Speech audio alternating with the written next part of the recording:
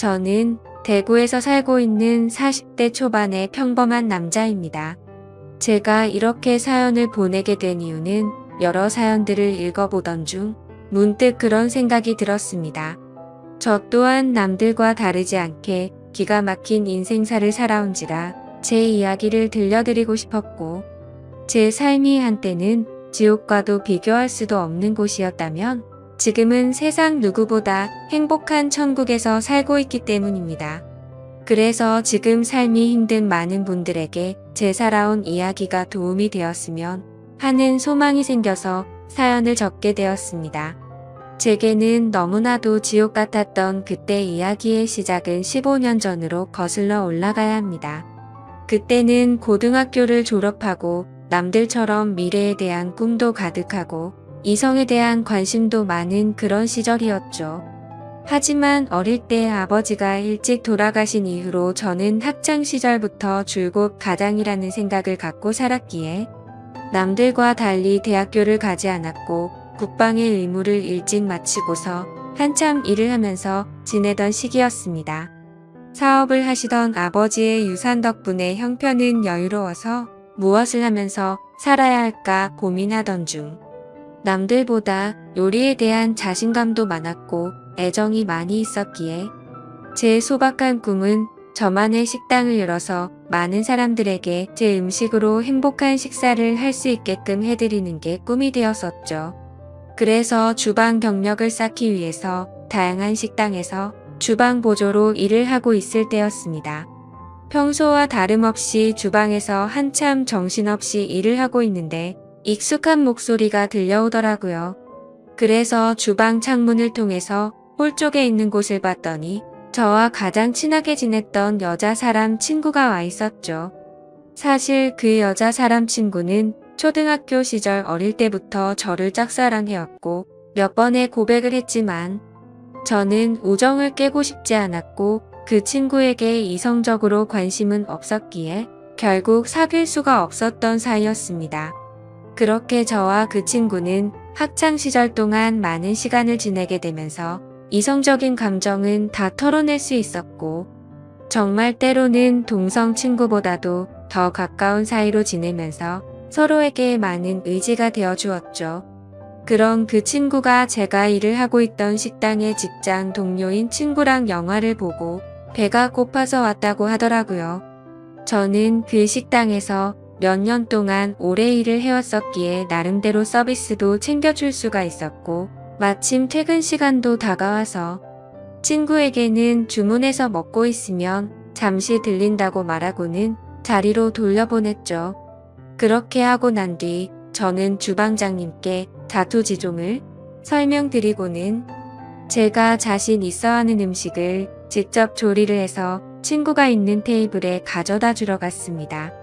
테이블로 가서 서비스 음식을 내려 놓으며 제 친구와 친구의 친구에게 인사를 하는데 그 찰나의 순간에 저는 너무 깜짝 놀라서 심장이 터져버릴 뻔했죠. 왜냐하면 친구와 함께 온 친구에게 첫눈에 반해버렸고 순식간에 사랑에 빠져버리게 되고 말았던 겁니다. 그때까지만 해도 흔히 말하는 첫눈에 반했다는 말들이 너무 시시껄렁한 이야기일 거라 생각했었고 사람의 감정이 어떻게 한순간에 빠지냐고 생각을 했고 그 생각을 주변에 그런 말들을 하고 다니던 저였습니다. 하지만 그녀를 통해서 사람은 첫눈에 사랑에 빠질 수가 있다라는 걸 깨닫게 되었던 겁니다. 거짓말 조금 보태서 이야기를 하자면 그때 당시 가장 인기가 많았던 전지현과 너무나도 닮은 외모였었죠. 저는 식은땀이 날 정도로 당황했지만 아무렇지도 않고 괜찮은 척하면서 서비스 음식에 대해서 저만의 방식으로 친절하게 안내를 해주었고 맛있게 먹으라고 인사를 건넸죠. 그러자 친구의 친구인 그녀는 이렇게 맛있는 음식도 해주셨는데 안 바쁘시면 같이 드시자고 하더라고요. 그제서야 여자 사람 친구도 덩달아서 같이 먹자면서 앉으라고 하더군요. 그 제안이 너무나도 기뻤지만 일단 당장은 당황한 제 마음을 추스르고 싶었고 하루 종일 일하느라 땀 냄새에 음식 냄새가 배어있는 후질근한 주방 복장 대신 제 사복으로 갈아입고 싶더라고요. 그래서 전 그러면 지금 퇴근 시간이니까 옷만 갈아입고 잠시만 앉아있다가 간다고 말을 했죠. 그렇게 저는 조금이라도 더 그녀와 시간을 보내고 싶은 마음에 순식간에 탈의실에서 옷을 갈아입고 혹시나 하는 마음으로 챙겨두었던 향수까지 골고루 뿌리고는 그녀가 있는 테이블로 갔습니다. 자리에 앉자마자 그녀는 여기서 나온 메인 음식보다 제가 해준 서비스 음식이 훨씬 더 맛있다면서 갑작스럽게 엄지손가락을 축혀 세우더니 최고라고 말을 해주더라고요. 그런 귀여운 모습에 제 마음은 이미 그녀에게 풍덩 빠져버리고 말았던 거죠. 그리고 나서 서로의 간단한 소개들을 하게 되면서 그녀는 저희 동네와 가까운 곳에 살고 있다는 사실도 알게 되었고, 그녀는 저와 다르게 사람들을 편하게 해주는 맑고 긍정적인 에너지가 넘치는 여자였습니다. 그래서 초면인데도 불구하고 어색한 순간이라고는 전혀 느끼지 못할 만큼 급속도로 친해지고 있었죠. 그렇게 한참을 이야기하던 중에 제 친구가 먼저 말을 꺼냈습니다. 오늘 이렇게 자리 끝내기 아쉬운데 너희들도 약속 없으면 2차로 술이나 마시러 가자고 하더라고요. 저는 당연히 두말하면 잔소리의 상황이라 그러자고 말했고, 그녀도 시간 괜찮다고 그러자고 하더군요. 솔직히 그 잠깐 동안 대답을 하는 동안도 설마 안 된다고 하면 어떡하나 조마조마했었네요. 식사를 마친 셋은 근처에 있는 술집으로 자리를 옮기게 되었고, 술이 취하면 취할수록 저는 그녀에게 더욱 취해버리고 말았습니다. 사실 외모만 보고 가슴이 두근거리고 마음이 혹했던 것도 사실이었지만, 같이 대화를 나누어 보고 이야기를 하면 할수록 제가 바라던 이상형에 가까운 여자라고 느껴졌거든요.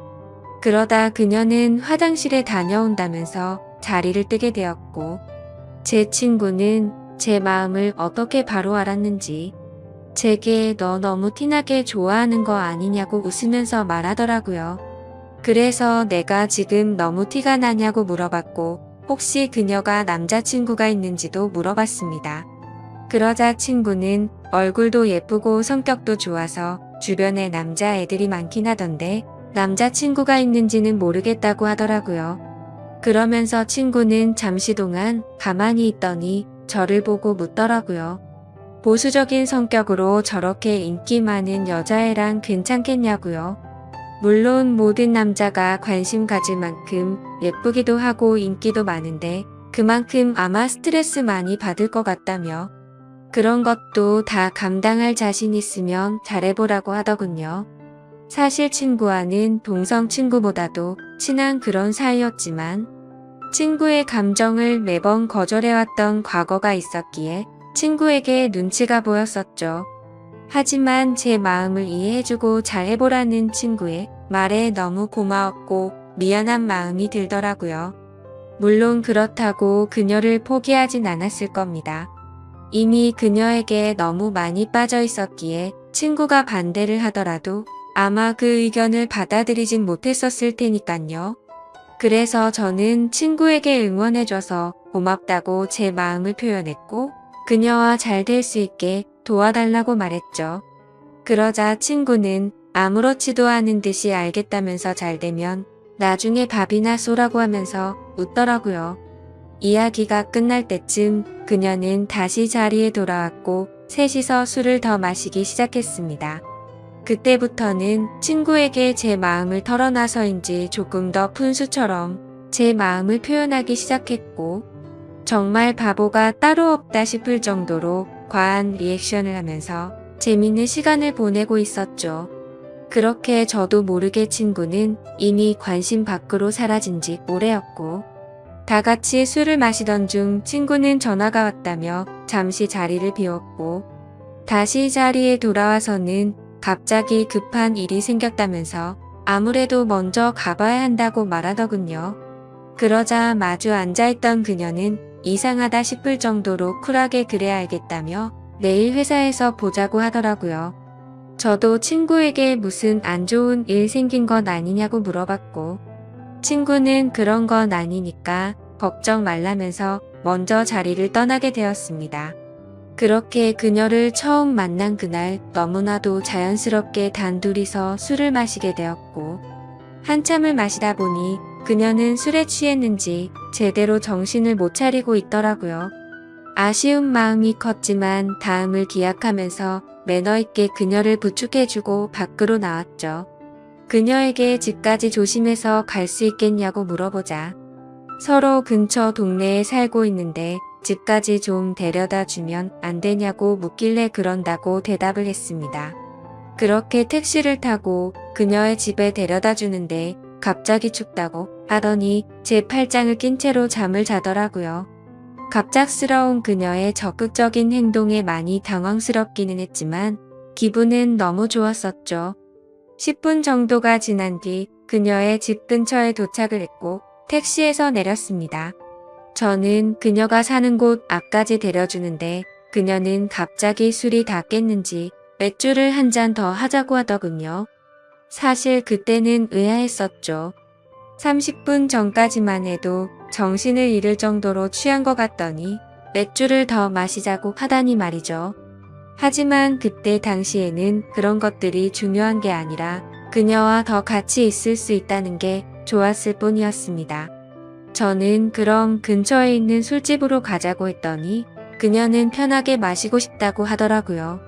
자취를 하고 있어서 집에 아무도 없으니까 편의점 가서 맥주 사서 들어가자더군요. 순간적으로 온갖 상상이 다 펼쳐졌고 처음 만난 그녀와 그녀의 집에서 단둘이 맥주를 마신다고 생각하니 그때부터 또다시 제 심장은 고장난 듯이 두근거리기 시작했습니다.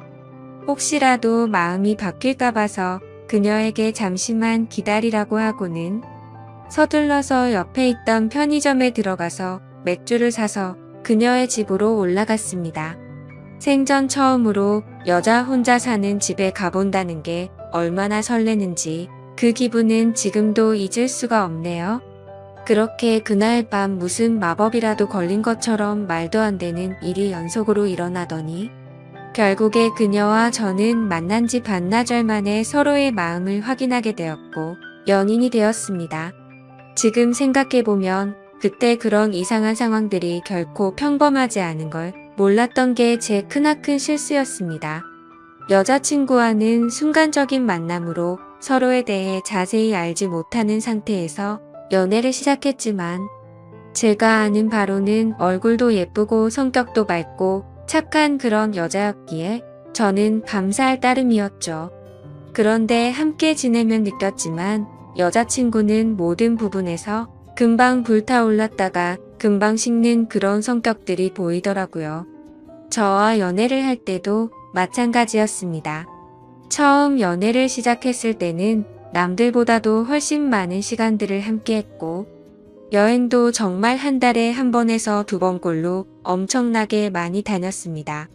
물론 여자친구는 돈 한 푼도 보태지 않았지만 저는 여자친구를 너무 사랑했었기에 그런 모든 게 괜찮았었죠.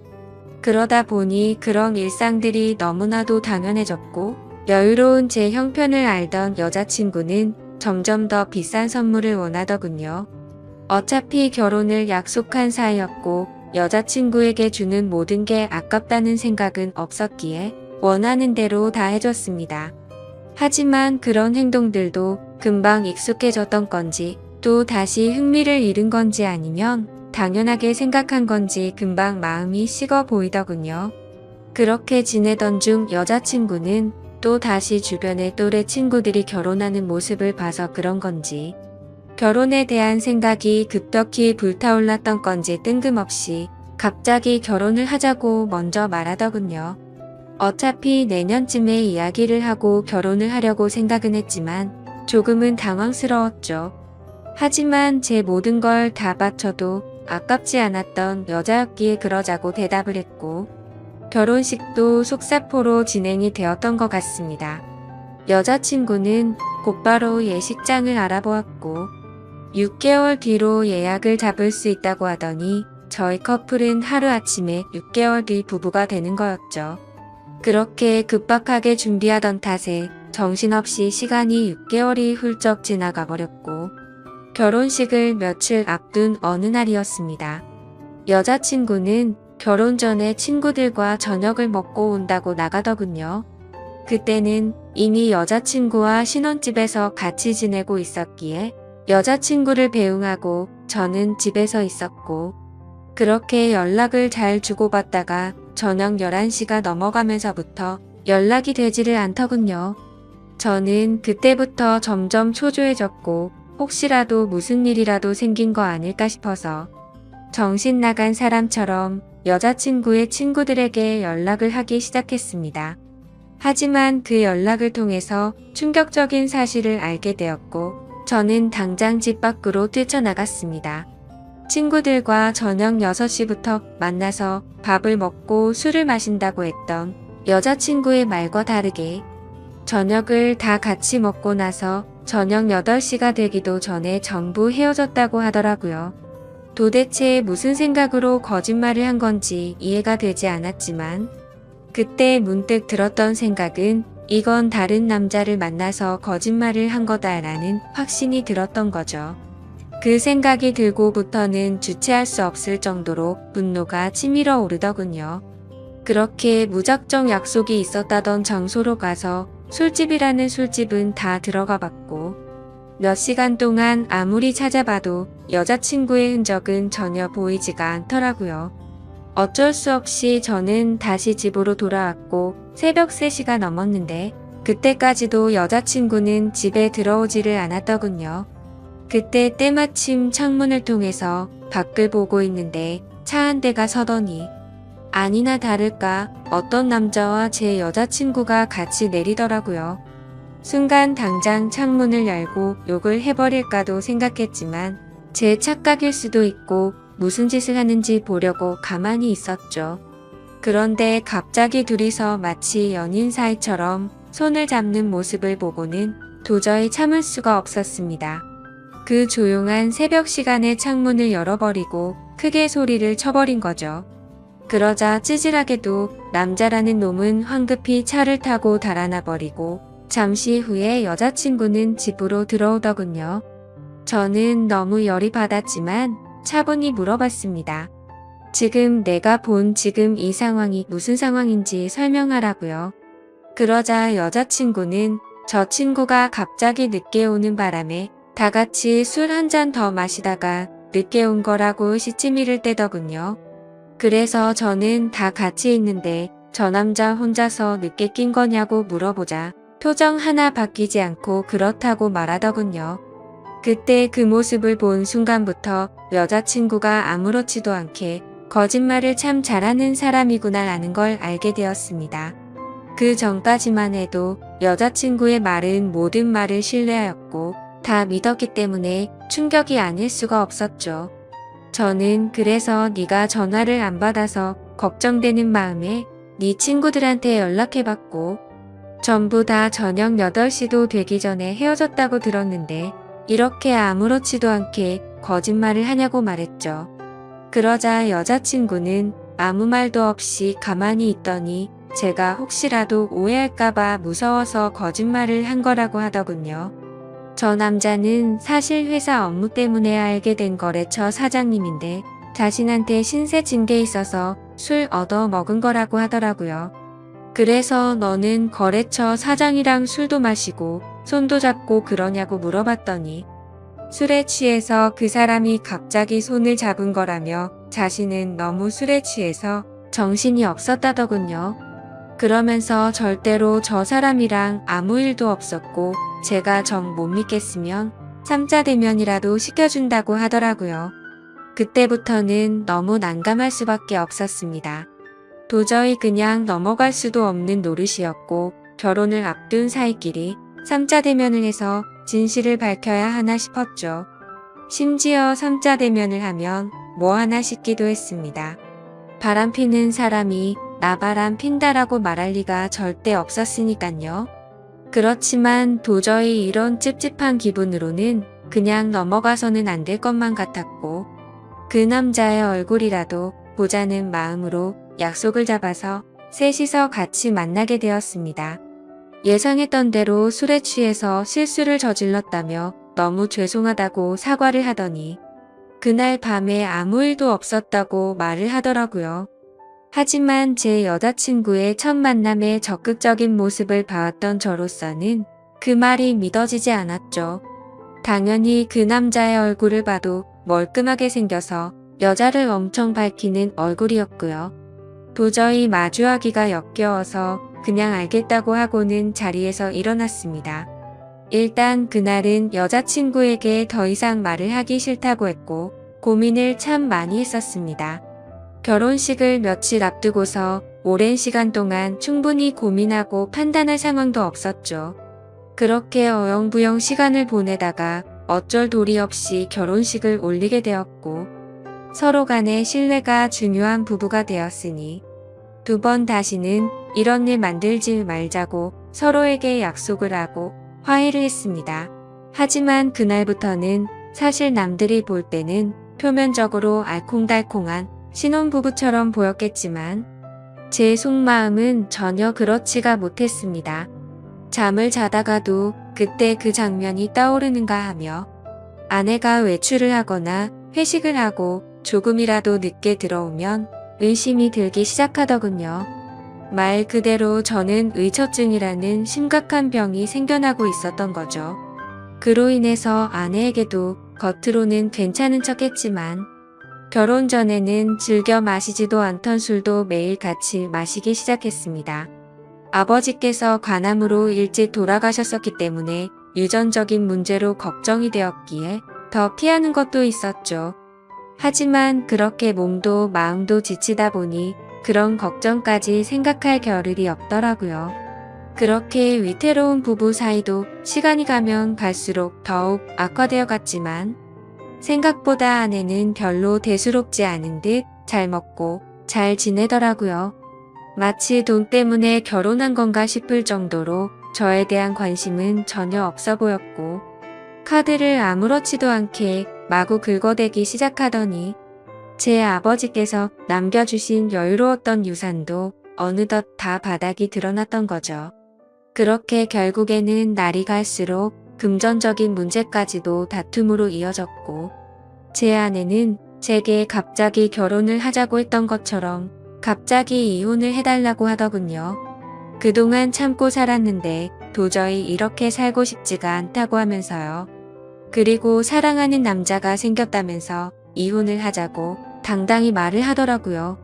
너무 갑작스러운 돌발적인 행동에 너무 황당했습니다. 그러면서 일단 당장은 나갈 테니까 짐은 제가 없을 때 챙기러 온다고 하더니 밖으로 나가버리더군요. 잠깐 동안 멍하니 앉아있다가 제가 그렇게 사랑했던 여자를 이렇게 잃을 수는 없다는 생각에 뒤늦게 쫓아 내려갔습니다. 하지만 눈앞에서 아내는 택시를 탔고 저는 재빨리 아내를 쫓아갔습니다. 따라가면서 아내에게 전화를 했지만 계속해서 받지 않다가 나중에는 차단을 해버리더군요. 결국 아내를 뒤따라 가봤더니 고급스러운 오피스텔 앞에서 멈춰 서더니 아내의 앞으로 눈에 익은 남자가 다가오더군요. 그 남자는 결혼 전 제 아내와 새벽에 붙어 있었던 바로 그 남자였습니다. 그 모습을 보는데 망치로 머리를 얻어맞는 기분이었습니다. 그동안 결국 나를 속이고 바람을 피우고 있었던 게 맞았던 거구나 싶었고 너무 비참했던 저는 참아 잡을 용기조차 없었기에 아무 말 없이 그대로 집으로 돌아갔습니다. 배신감에 너무 화가 나면서 억울하더군요. 빈털털이 신세가 되어서 버림받은 기분의 제 인생은 지옥으로 떨어진 기분이었고 정신줄을 놓은 채로 술을 마시고 며칠 동안을 폐인처럼 지내고 있었죠. 그러다가 며칠 만에 집에 돌아온 아내가 한심하다는 듯이 저를 쳐다보더니 짐을 챙기고 있더군요. 그 모습을 마지막으로 저도 모르게 눈을 감았다가 다시 눈을 뜨게 되었는데 낯선 천장이 보였고 갑자기 제 옆에서 앉아있던 제 여자 사람 친구가 저를 보더니 갑자기 울기 시작하더라고요. 알고 보니 저는 그날 아내가 왔던 날 급격한 스트레스와 과도한 알코올로 인해 기절을 해버린 거죠. 그렇게 병원으로 실려왔는데 제 아내가 제 친구에게 대충 상황을 설명하고는 이곳으로 부르고 그냥 가버렸다고 하더군요. 그러면서 친구는 자신 때문에 제가 이렇게 된 것 같다며 정말 많이 미안하답니다. 그날 직장 동료였던 아내를 제게 소개시켜주지 않았더라면 이러지 않았을 텐데 라면서 자책하면서 말이죠. 그렇게 대화를 하던 중 의사 선생님이 저를 찾아오셨고 아무래도 정밀 검사를 해야 할 것 같다고 하시더군요. 상황이 심각하구나 생각을 하면서 정밀 검사를 받아본 결과 아버지와 같은 간암이 제게도 자리 잡고 있었습니다. 하지만 천만다행으로 아직은 심각한 상황은 아니니까 수술을 최대한 빨리 해보자고 하더라고요. 그렇게 제 소식을 들은 아내도 저를 찾아왔지만 제 걱정이 되어서가 아니라 이혼 서류 도장을 찍어달라며 찾아왔더군요.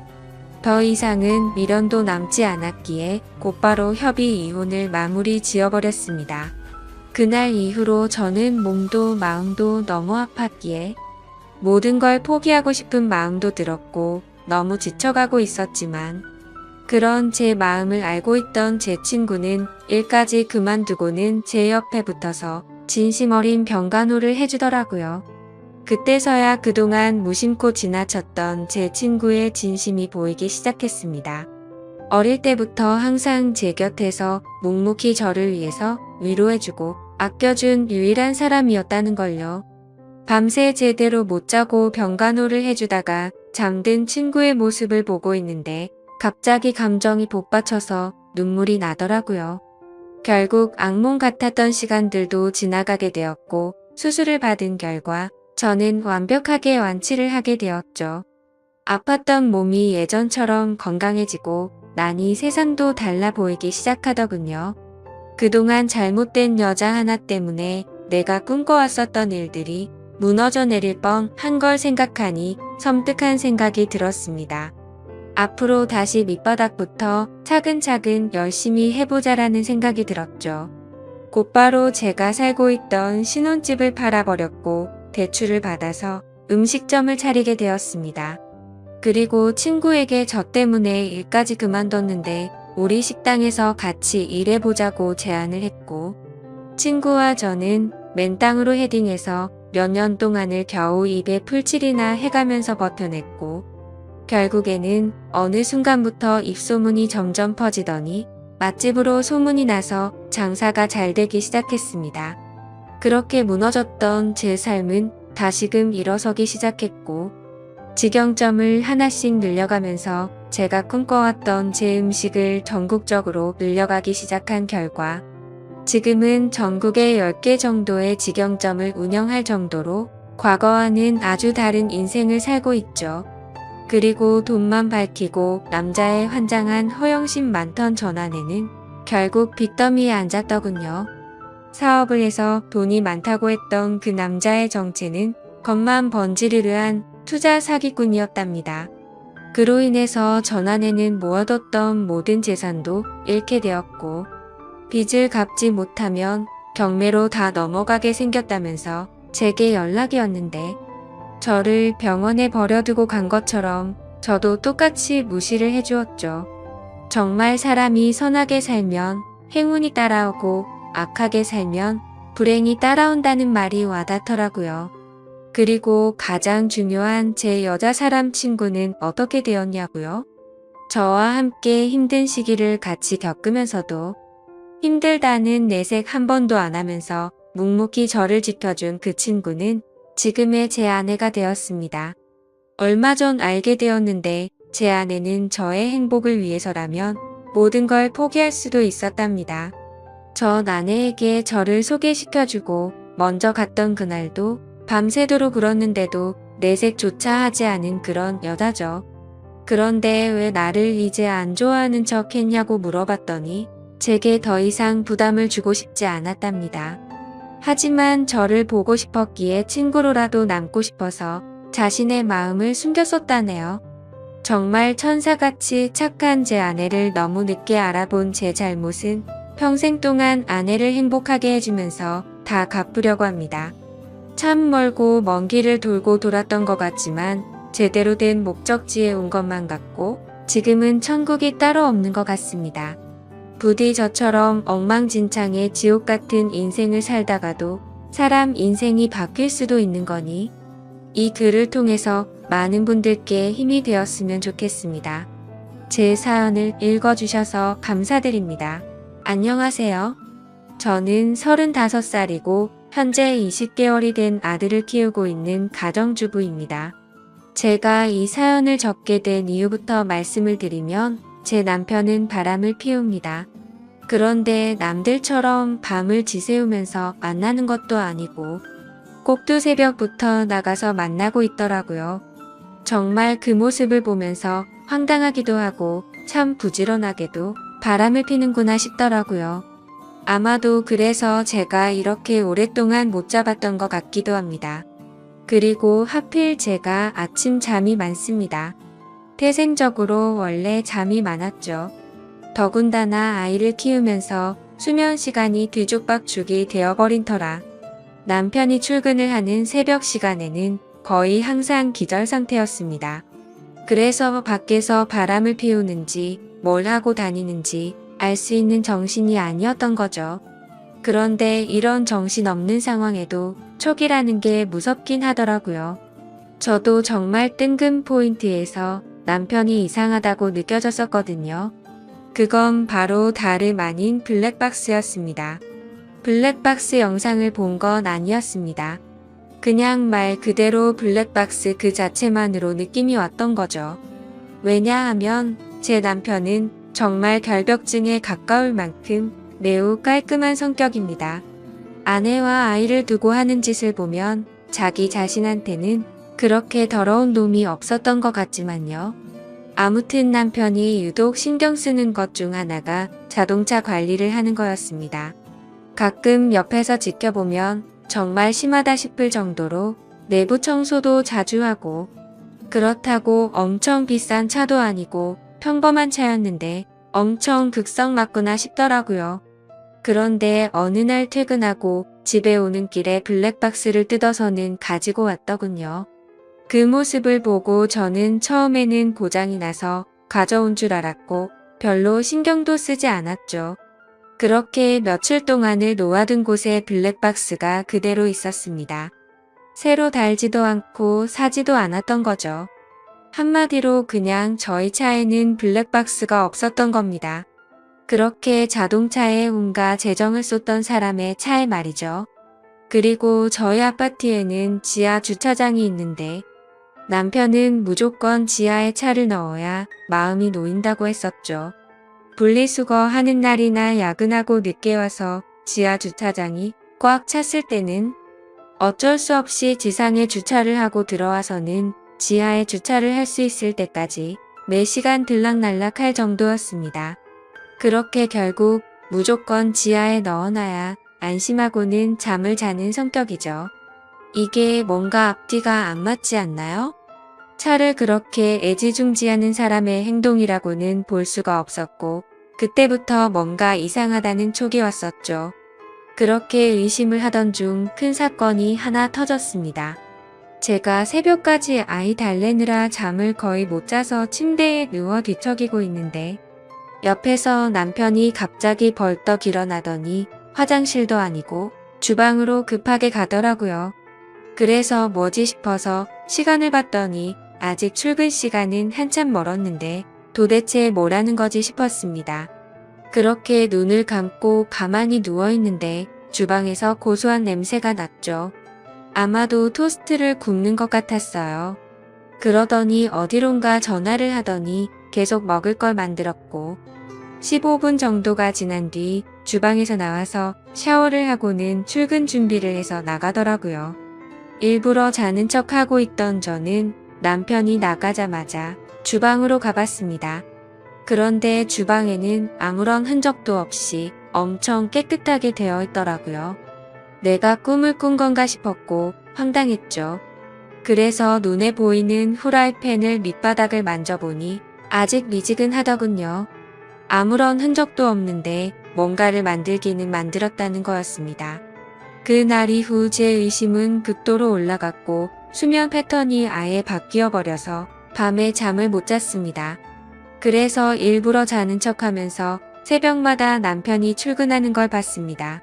밤새 안 자는 척하긴 어려웠기에 아이방에서 자는 척을 하고 남편의 인기척이 들리면 문틈으로 밖을 봤죠. 그날도 어제와 같이 일어나자마자 주방으로 가더니 커피를 타서 보온병에 넣더군요. 실루엣만 봐도 세상 신나 보였죠. 작은 소리로 콧노래를 흥얼거리면서 마치 소풍 가는 사람처럼 즐겁게 준비를 하더라고요. 그리고는 전날과 같이 뒷정리를 흔적도 없이 깔끔하게 해놓고는 출근을 했습니다. 하루 이틀이면 그러려니 했을지도 몰랐을 겁니다. 그런데 매일 새벽 5시 30분이면 기계처럼 일어나서 무언가를 열심히 만들어서 6시 정각에는 집 밖으로 나갔습니다. 남편이 9시까지 출근해야 했는데 평소에는 7시에 나갔는데 1시간이나 일찍 나갔던 거죠. 회사에서 무슨 일이라도 있나? 아니면 혹시 투잡이라도 뛰는 건가? 별의별 생각을 다 했죠. 솔직히 그때까지도 저는 제 남편을 믿었습니다. 하지만 매일같이 그런 모습을 보다 보니 의심은 나날이 커져가더라고요. 그래서 결국 저는 남편이 자는 동안 핸드폰을 뒤져봤어요. 패턴 암호는 연애 시절 그대로 쓰더군요. 근데 아무것도 없었습니다. 카톡도 회사 단체 단톡방 외에는 특이한 것도 없었고 문자나 통화 기록도 너무 깨끗했습니다. 그래서 제가 괜히 남편을 의심한 건가 착각을 하기도 했죠. 하지만 쉽사리 의심은 사그러들지 않았고 그 다음날도 저는 아기 방에서 자는 척을 했고 남편이 나갈 때 저도 몰래 따라 나갔습니다. 남편은 지하 주차장으로 내려갔고 저는 미리 불러둔 택시를 타고서 뒤따라 가려고 기다리고 있었습니다. 그런데 택시에서 10분을 기다려도 남편의 차는 올라올 생각을 하지 않더라고요. 분명 남편이 지하 주차장으로 가는 걸 봤는데 나오지를 않더라고요. 저는 어쩔 수 없이 택시값을 계산하고 죄송하다고 하고는 서둘러 지하 주차장으로 내려가 봤죠. 혹시나 제가 찾는 게 들킬까 봐서 조심히 남편 차를 찾아봤습니다. 지하 2층으로 내려가 보니 남편의 차가 지하 주차장에 있더라고요. 멀리서 보니 시동도 켜져 있지 않고 빈 차 같더군요. 그래서 남편이 차를 안 가져갔는데 제가 못 본 사이 나갔구나 했습니다. 어쩔 수 없이 저는 다시 집으로 올라가려고 할 때였습니다. 그때 때마침 어떤 여자가 제 남편 자동차 쪽으로 점점 다가가더니 너무나 자연스럽게 제 남편 차에 타는 겁니다. 그때부터 인생에서 가장 크게 제 심장이 쿵쾅쿵쾅 뛰기 시작했습니다. 그렇게 믿으려고 애써봤건만 제 남편은 투잡을 뛰려고 일찍 일어난 게 아니었습니다. 다른 여자와 두 집 살림을 하려고 일찍 나가고 있었던 거였죠. 그렇게 한참을 다른 사람 차 사이에 숨어서 보고 있는데 너무 슬펐습니다. 당장 뛰어가서 머리채라도 잡고 싶은데 아무런 증거도 목격하지 못했기에 처량하게 지켜볼 수밖에 없었죠. 1시간가량 시동도 안 킨 자동차에 있더니 7시쯤이 되자 갑자기 시동을 걸고 차가 빠져나가더군요. 저는 곧바로 집으로 돌아와서 떨리는 마음을 진정시키면서 제 남편의 최근 행동들에 대해서 차분히 생각을 해봤습니다. 무슨 낌새가 있었나 한참을 생각했지만 남편은 가정에 충실했었거든요. 야근도 자주 안 하고 집에 일찍 들어와서 아이도 봐주고 아무런 투정 없이 집안일도 잘 도와줬습니다. 도저히 머리를 쥐어짜내도 전혀 의심할 것들이 없더라고요.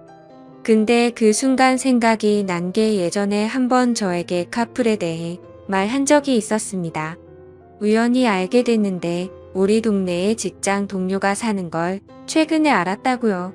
그래서 기름값도 아낄 겸 카풀을 해볼까 하는데 제 의견을 물어보더군요.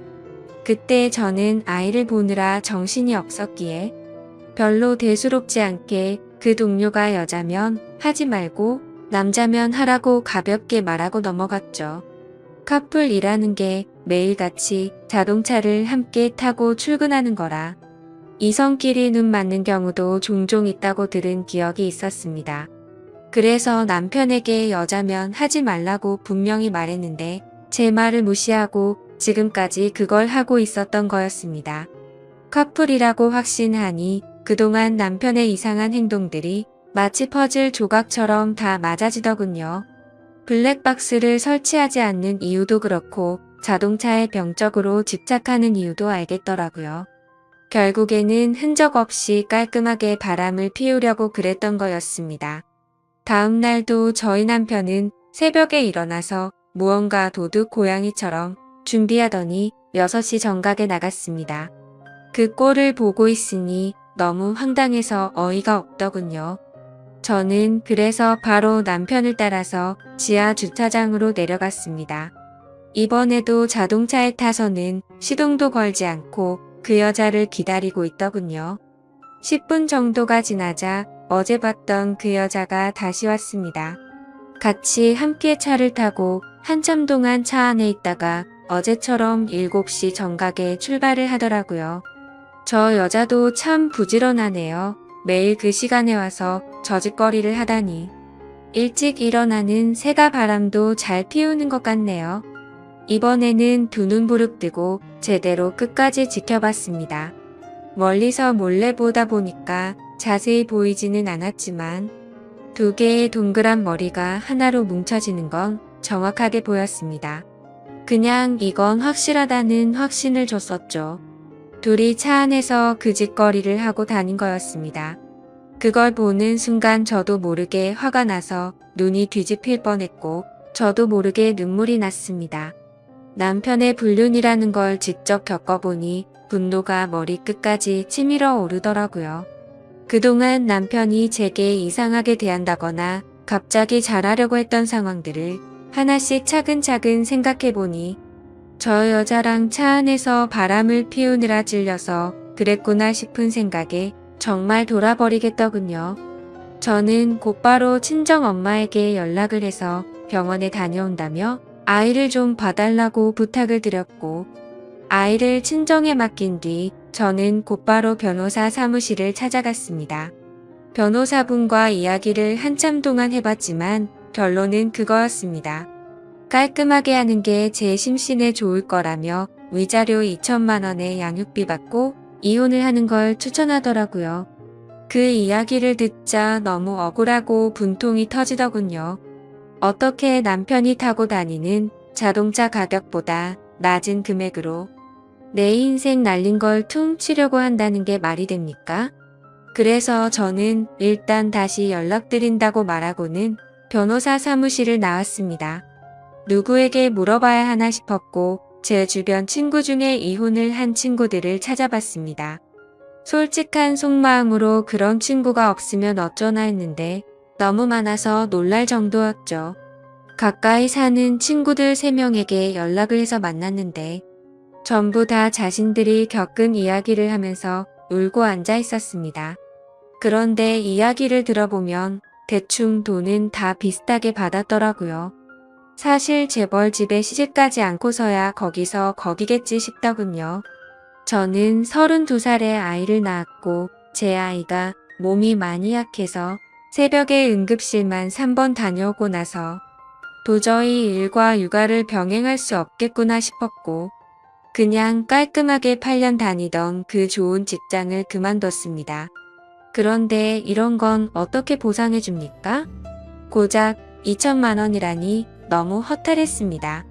아무튼 그건 나중에 해결할 문제라는 생각에 저는 친구들과 헤어지고서 그 두 인간에게 복수를 하기 위해서 곧바로 페인트를 사러 갔습니다. 가자마자 페인트 사장님에게 가장 안 지워지고 오래 가는 걸로 달라고 말씀을 드렸고 빨간색 페인트 4통과 두툼한 붓도 몇 개를 사서 배달을 부탁드리고 집으로 들어갔죠. 그날 저녁도 다른 날과 다르지 않게 남편은 퇴근하고 일찍 집에 들어와서 집안일을 도와주더군요. 그 꼴을 보고 있으니 나중에 제가 없어도 참 잘 살겠구나 싶었습니다. 그리고 기가 막히게도 대뜸 주말에 출장이 잡혀서 갔다 온다고 하는데 속이 뻔히 보이더군요. 역겨운 마음에 욕이 튀어나올 뻔했지만 증거도 만들어야 했고 복수를 제대로 해야 한다는 생각에 겨우 참았습니다. 잠이 들 준비를 마친 뒤 남편은 인터넷으로 볼만한 영화를 찾고 있길래 무슨 영화냐고 같이 보자고 제가 은근슬쩍 찔러봤습니다. 그러자 남편은 나중에 회사에서 쉴 때 본다고 말하더군요. 그러더니 저를 위하는 척하면서 일찍 자라고 하더라고요. 웃음밖에 안 나왔습니다. 블랙박스 떼놓고 그 자리에 영화 틀어놓고 둘이서 보려는 게 눈에 뻔히 그려졌습니다. 그래서 이를 갈면서 아무렇지도 않은 척 저는 남편에게 말했죠. 자기도 일찍 일어나려면 피곤할 텐데 대충 고르고 쉬어라고 말하고는 저는 아이방으로 갔습니다. 어차피 오늘 아무리 재밌는 영화를 고르면 뭐하냐 싶었죠. 내일 내가 가서 깽판 치면 영화는 10분도 보지 못할 텐데 한심스럽더군요.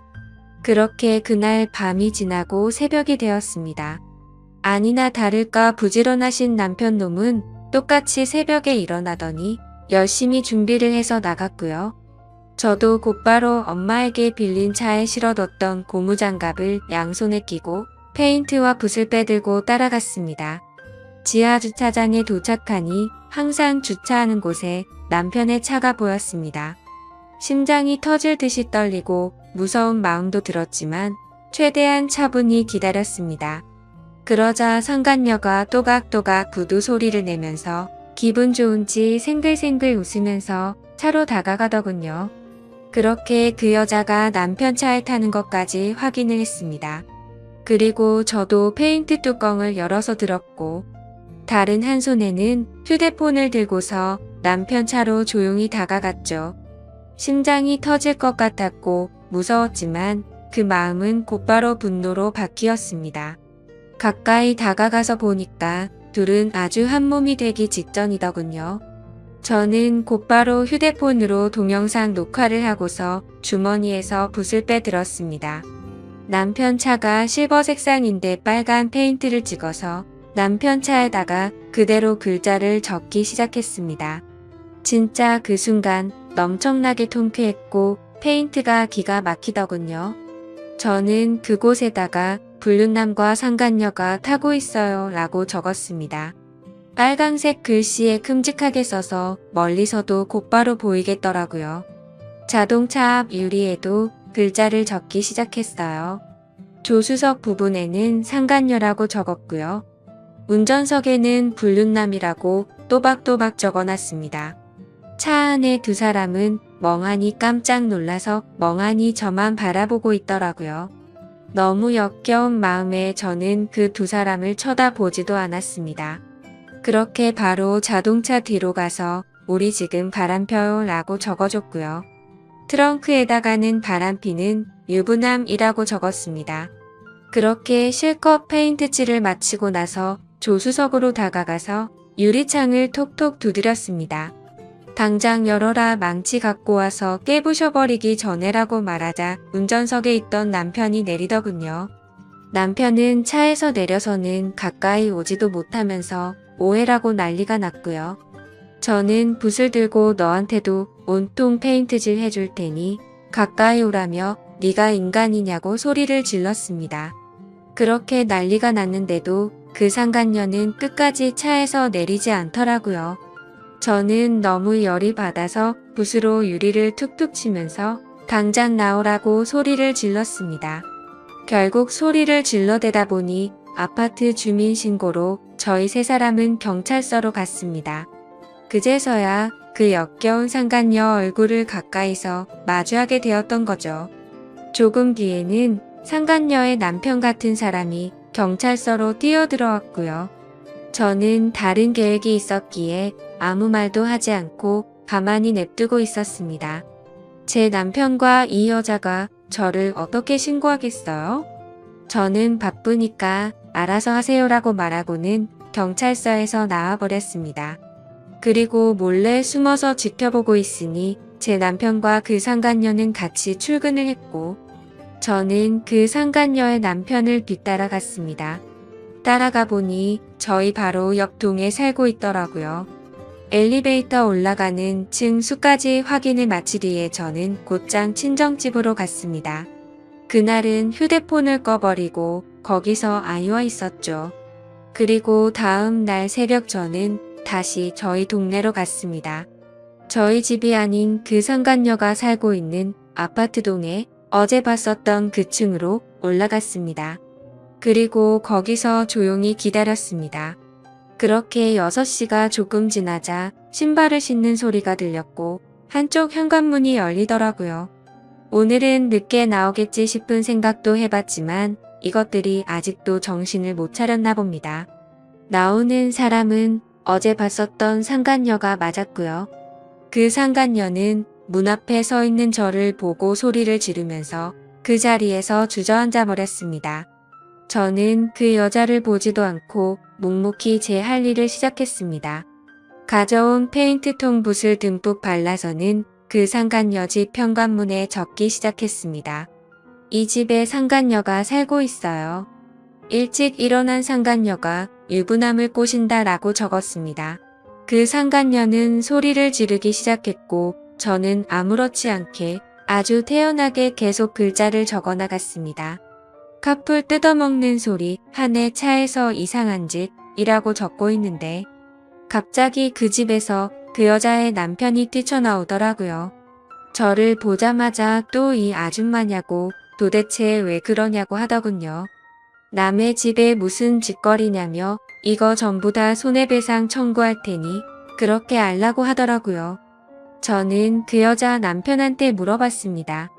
아저씨, 혹시 아저씨도 아침 잠이 많으신가요? 일찍 못 일어나시죠? 라고 물었습니다.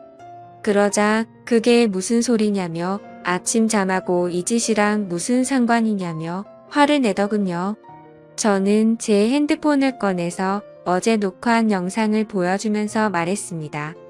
아저씨 와이프랑 내 남편 놈이랑 꼭두 새벽마다 만나서 그렇게 부지런하게 자동차에 둘이 달라붙어서 카풀인지 뭔지 바람을 폈어요. 아저씨도 정신 차리세요.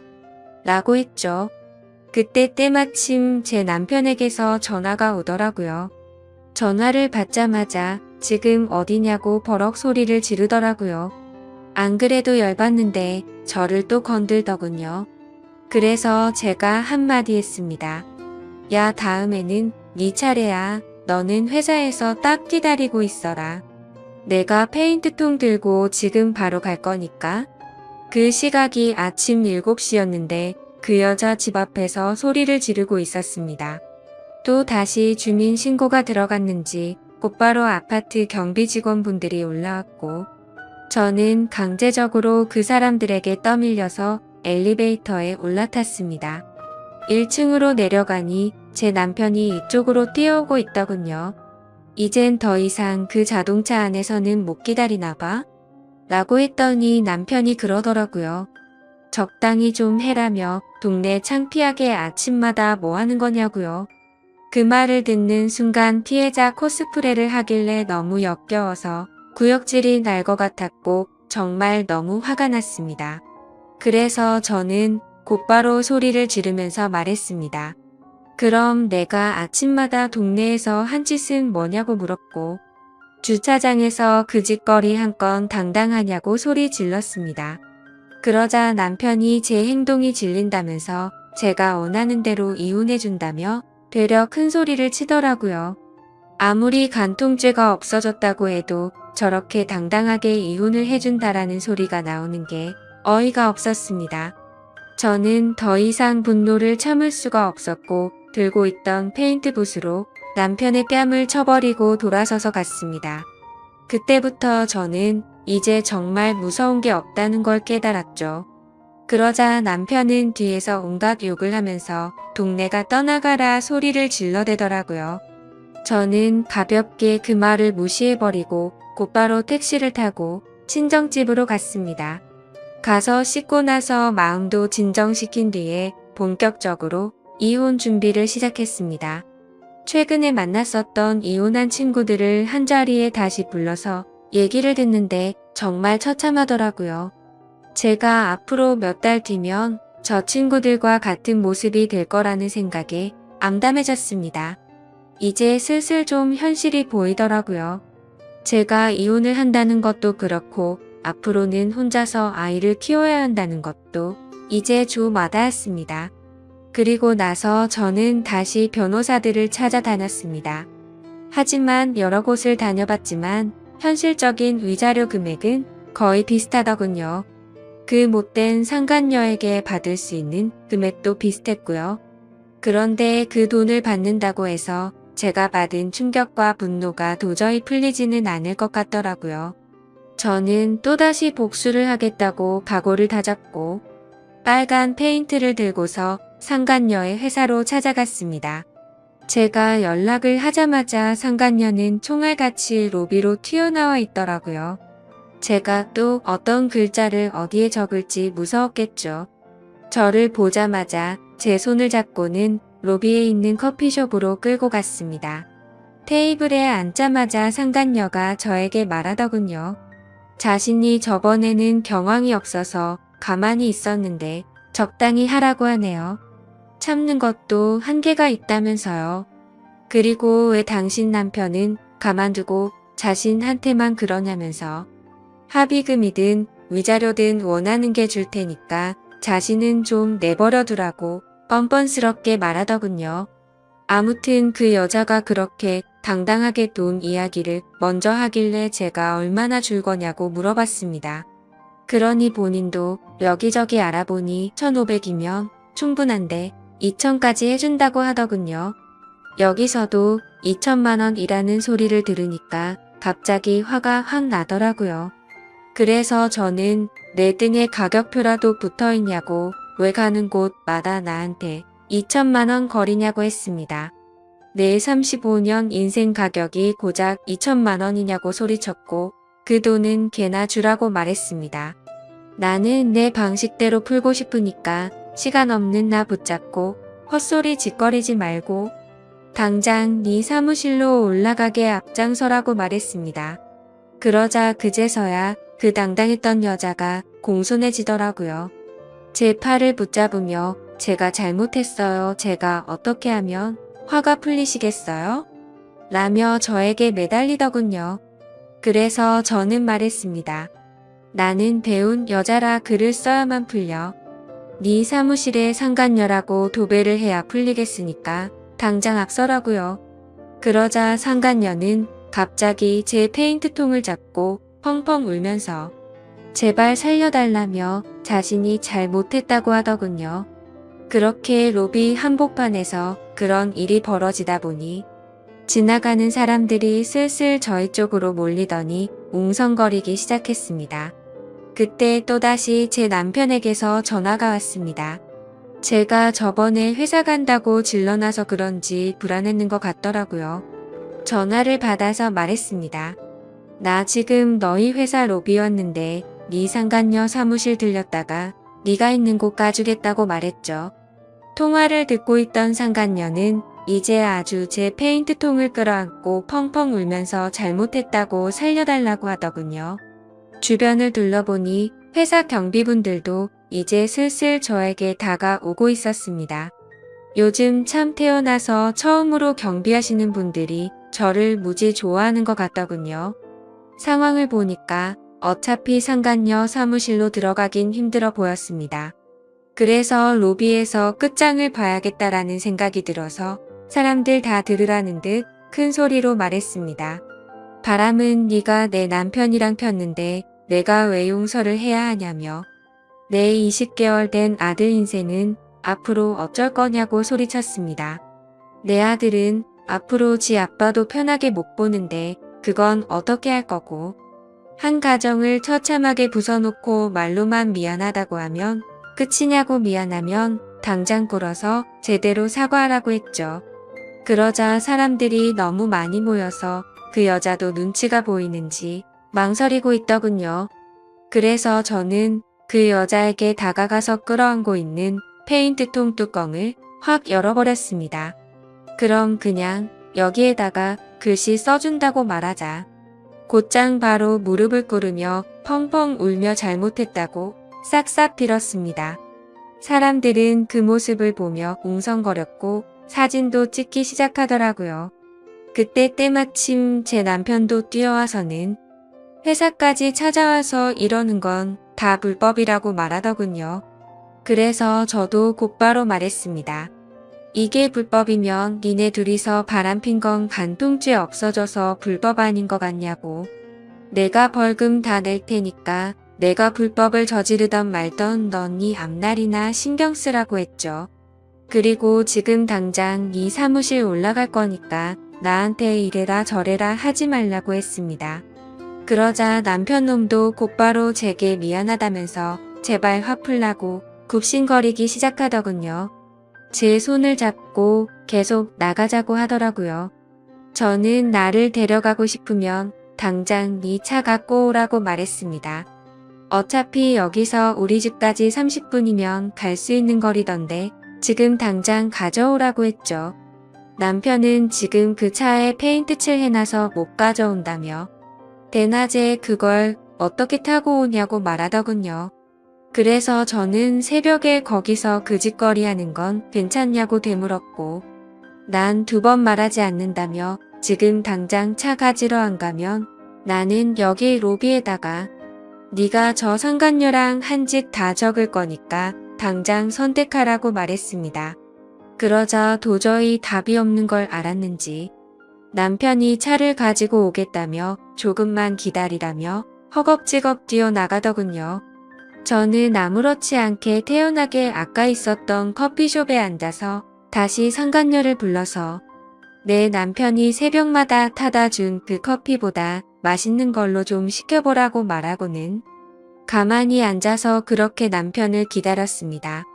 1시간 동안 기다리니까 남편은 결국 그 차를 끌고 왔더군요. 주차되어 있는 거리로 나가보니 주변에 있던 모든 사람들이 다 차를 쳐다보긴 하는데 통쾌하더라고요. 제가 봐도 참 글씨를 또박또박 잘 써놔서 멀리서도 바로 보이더라고요. 저는 바로 그 차로 가서 뒷좌석에 탔고 그 차를 타고 곧바로 친정으로 갔습니다. 남편은 창피한 건 아는지 선글라스를 쓰고 고개를 푹 숙이고 운전하더군요. 친정집 근처에 내려서 제 아들을 태우고 바로 시댁으로 갔습니다. 시댁 입구에서 시어머니께 전화를 했습니다. 지금 보여드릴 게 있으니 시아버지랑 같이 내려와 달라고 했죠. 잠시 후 시부모님은 나오자마자 자기 아들 차를 보고 기겁을 하시더군요. 누가 그랬냐고 누가 이딴 낙서를 했냐고 하셔서 제가 말했습니다. 어머님 바람은 어머님 아들이 이 차 안에서 피웠고요. 빨간 글자들은 제가 직접 썼어요. 죄송하지만 저희 오늘부로 이혼할 거고 그래서 아이 데려왔다고 했습니다. 이제 손주 잘 키워주시면 된다고 말씀드리자 시어머니는 저에게 소리를 지르며 모성애도 없는 년이 지 남편 잠깐 한눈 판 걸로 이 난리를 피냐고 하더군요. 그래서 제가 그랬습니다. 모성애가 뭐가 중요하냐고요. 애 키우려면 돈이 있어야 하는데 이 무능한 남자가 양육비를 주겠냐고 물어봤고 세상 믿을 사람이 없어서 새벽마다 여자의 환장해서 바람 피운 짐승놈을 믿겠냐고 말했습니다. 앞으로 제가 직장 구해서 양육비도 제가 드릴 테니까 어머님은 손주 잘 키워달라고 말하고는 뒤돌아서 걸어갔습니다. 그러자 뒤에서 시어머니는 소리를 지르면서 온갖 욕을 하시더라고요. 주변을 둘러보니 동네 주민들도 나와서 남편 자동차를 구경하는데 참 이게 뭔가 싶었습니다. 그렇게 저는 택시를 타고 친정으로 가는 동안 정말 많이 울었습니다. 저렇게 한풀이를 하고 당당한 척을 했어도 전혀 괜찮지 않았고 너무 힘들었거든요. 제 아이 걱정도 많이 됐지만 저는 어쩔 수 없이 참아야 했습니다. 아이를 위해서라도 제가 돈을 벌어야 했고 그 누구도 믿을 수가 없었기 때문이었죠. 그렇게 저희는 결국 법적으로 이제 남남이 되었고 이혼 서류에 도장을 찍었습니다. 그리고 가장 걱정했던 아이 문제는 잘 해결되었어요. 시댁에서 3일 만에 전화가 오더라고요. 아이 데려가라면서 도저히 안 되겠다고 힘들다고 하시더군요. 남편도 저에게 아이 데려가라고 했고, 친권과 양육권 포기 각서받고 다시 데려왔습니다. 그래서 제 아이는 친정에서 엄마가 잘 돌봐주시고 계시고, 전 남편에게 받은 양육비에 제 월급까지 엄마에게 드리고 있습니다. 걱정되었던 재산 분할도 잘 받았고 상간녀에게 위자료도 다 받았습니다. 제 돈 들어간 거 다시 받는 거라 뭐 기분 좋고 그럴 건 없었지만요. 그리고 지금 상간녀도 이혼 소송 중이라던데 제가 페인트통으로 난리를 피워서 그런지 제 위자료는 바로 입금했더라고요. 그리고 며칠이 지나서 갑자기 그 상간녀는 저에게 명예훼손을 걸었더군요. 아마 다니던 회사를 계속 다니는 건 어려웠겠죠. 어차피 많이 내봐야 200이라던데 그 돈 한 풀이 값이라 생각하려고요. 사실 페인트로 한 풀이를 했어도 아직도 화가 많이 남아있고 공허한 마음이 채워지진 않는 것 같습니다. 아무튼 앞으로 제 아들만을 위해서 열심히 일하고 잘 살아보려고 합니다. 부디 다른 분들은 저처럼 이런 마음, 아픈 일이 생기지 않으셨으면 좋겠습니다. 감사합니다.